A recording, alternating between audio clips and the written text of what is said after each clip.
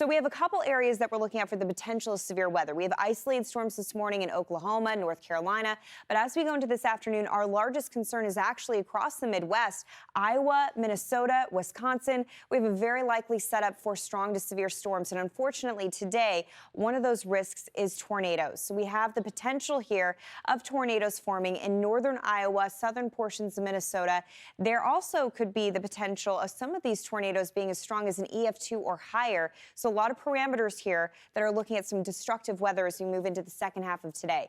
At 4 p.m., you can see these isolated thunderstorms developing in Wisconsin, black and purple showing up on our computer models. Whenever you see that coloration, it is indicating a very mature supercell, and those supercells are the ones that tend to make tornadoes. You get that rotation. So again, notifications have to be turned on here. Minnesota, Iowa, Wisconsin this afternoon through this evening. That's the highest potential for tornadoes on the map today.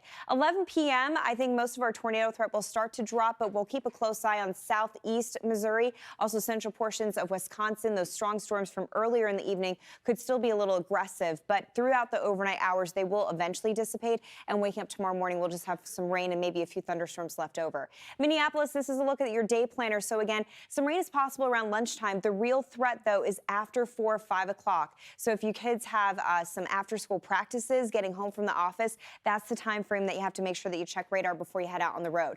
Likely that we'll see damaging winds, lightning, and flash flooding. Again, we do have that potential of hail and even isolated tornadoes. In addition to that spot in the Midwest, we are concerned about the Carolinas. As I said, we're tracking that severe storm for Asheville this morning, but that potential stretches all the way into southern portions of Illinois and Missouri. I think that threat's going to be more isolated. So, Steve, maybe a handful of storms developing this afternoon. Definitely a different deal than what we're tracking in the Midwest. I'm Amy Freeze. Welcome to Fox Weather's YouTube page. We have more great videos on the way, so make sure to subscribe to stay updated on all things weather.